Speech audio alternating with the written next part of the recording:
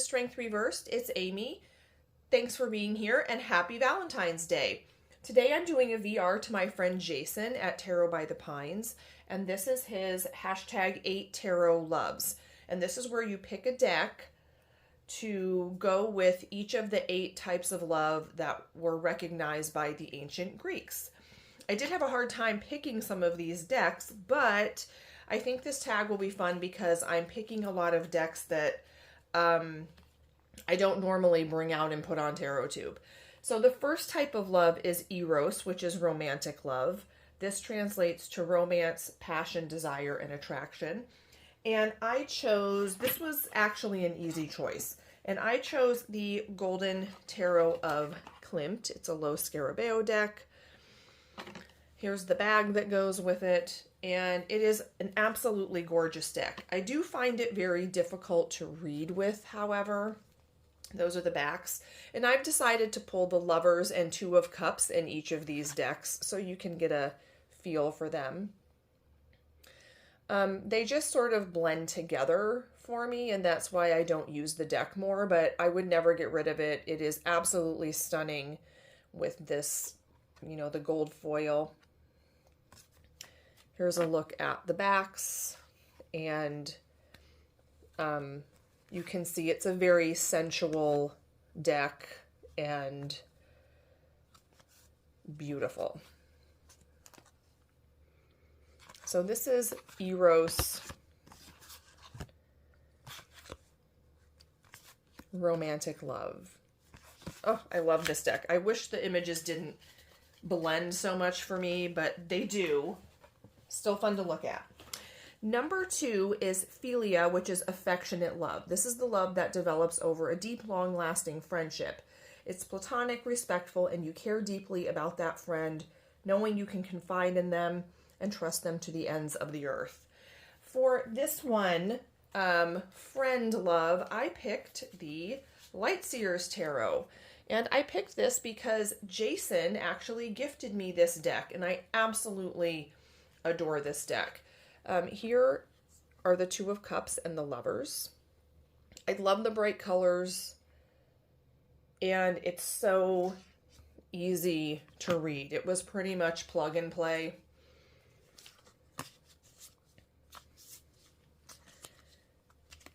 I think it's a very honest deck in that it doesn't paint everything as rosy, but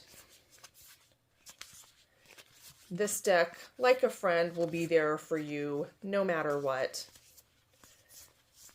with some honest but gentle information. So that is the Lightseers, and thank you, Jason. This is one of my all-time favorite decks, and you gave it to me as a surprise, and I could not be happier with it. Number 3 is Storge, which is familiar love. Storge is naturally occurring love rooted in parents and children. It's an infinite love built upon acceptance and deep emotional connection. For Storge, it's kind of a weird word, I chose the Mystical Cats Tarot. And I chose this because this deck is a deck that my son gave to me for my birthday one year when he was younger, and we actually did a walkthrough of this together. He is a man of few words, a young man of few words, but it was fun to look at the cards together. Here's what the backs of the cards look like, and here, this is the 2 of C, and the Lovers. And this is a really nice deck. Some of the cat correspondences in the cards are very clever. It's playful. I think my favorite card is Demon Kitty. If you've ever had a cat, they all have that personality. But is that it? There it is. Like an Edgar Allan Poe kitty. So that is my Storge deck. I treasure this deck, even though I don't read with it too often. It has a special place in my heart because my son gave it to me. And he loves cats, and we had a cat. Number 4 is ludus, which is playful love. This is a childlike and flirtatious love commonly found in the beginning stages of a relationship, aka the honeymoon stage. It consists of teasing, playful motives, and laughter between two people. And for ludus, I chose the Golden Girls Tarot. I love this deck. Here are the backs, very 80s Miami. And the lovers are Stan and Dorothy, and the Two of Cups are Miles and Rose. I just love this deck. This deck is very playful, and I don't know if I would call it flirtatious, but, you know, we watched all the escapades. Well, that's a little flirtatious. We watched all the escapades of the Golden Girls in the 80s. I don't know if you've seen the the pictures of what they would look like with modern hair, because I think I'm getting to the age where the Golden Girls were supposed to be. And I'll tell you, I don't feel that golden yet, okay? Can I be silver for a while? Bronze? Number 5 is Pragma, or enduring love. This is a unique bonded love that matures over many years. It's an everlasting love between a couple that chooses to put equal effort into the relationship. And that one for me is the Grand Dame, Robin Wood. This is definitely an enduring love, and we have gone through a lot of things over the years. It travels with me wherever I go, so it has all those vibes and energy in it, and I will never part with this deck. Here are the lovers, wiener and all, and the Two of Cups. I know some people don't like peepees and wee-wees in the tarot deck, but I really am so used to this guy's wiener that I don't even really see it anymore. Oh my God, that's how enduring our love is. This was the very first tarot deck that I did buy the Rider-Waite first, but then couldn't really use it. I just didn't click with the imagery. And this had very similar imagery, but was so much, oh, that's a good Valentine's Day card. Was so much more interesting to look at. Love this deck. Number 5 is Pragma. No, sorry, that was number 5. Number 6 is Mania, or obsessive love. Mania is an obsessive love toward a partner. It leads to unwanted jealousy or possessiveness, known as codependency. I didn't have any tarot decks that really spoke to me for this one until I remembered the Pulp Tarot. And this one seems a little bit, you know, obsessive and unhealthy. There's lots of vice in this tarot deck. So here are the back of the cards.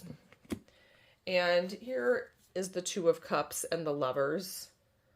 This depicts jealousy a little bit. If you haven't seen this deck, it's so much fun. Kind of these old, you know, magazine covers.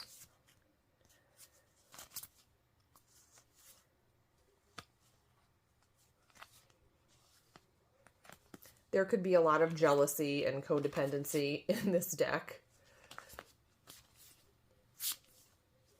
And surprisingly readable. That's a cool one. So that is Mania. The next one is Agape, which is universal love. Agape is the highest level of love to offer. It's given without any expectation of receiving anything in return. Offering agape is a decision to spread love in any circumstances, including destructive situations. It's not a physical act, it's a feeling. And for agape, I chose the good old Rider-Waite. It's just kind of universal. And now that I say that, I should have chosen the universal weight as the universal, but they look the same pretty much. So here are the Lovers and the Two of Cups. And this deck gives you unconditional love. It's the good old standby for a lot of people. And it isn't going anywhere. It's inspired a whole universe of tarot. And the last one, number 8, is Philia, which is self-love. Philia is a healthy form of love where you recognize your self-worth and don't ignore your personal needs. Self-love begins with acknowledging your responsibility for your well-being. I chose a deck that I don't pull out very often because it's not a tarot deck. It's an oracle deck. And I'm not an oracle person, but I do like these cards, and it's one of only 2 oracle decks that I own. And it is the one that I don't like the name of, which is the Crazy Sexy Love Notes. And this one is all about self-love, this whole deck. And there's some notes on the back. Showing love to others can be a gateway for loving yourself.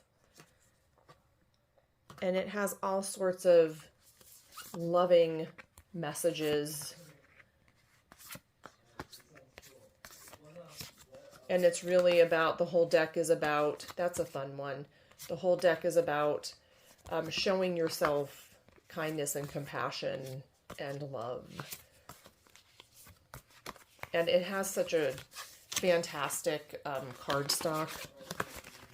It's like I can't stop shuffling. But those are the decks that I found for the 8 types of love.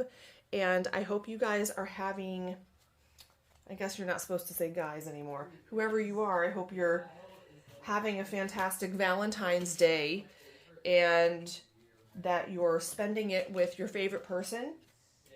Maybe your favorite person is yourself, or your cat, who's sort of like a person.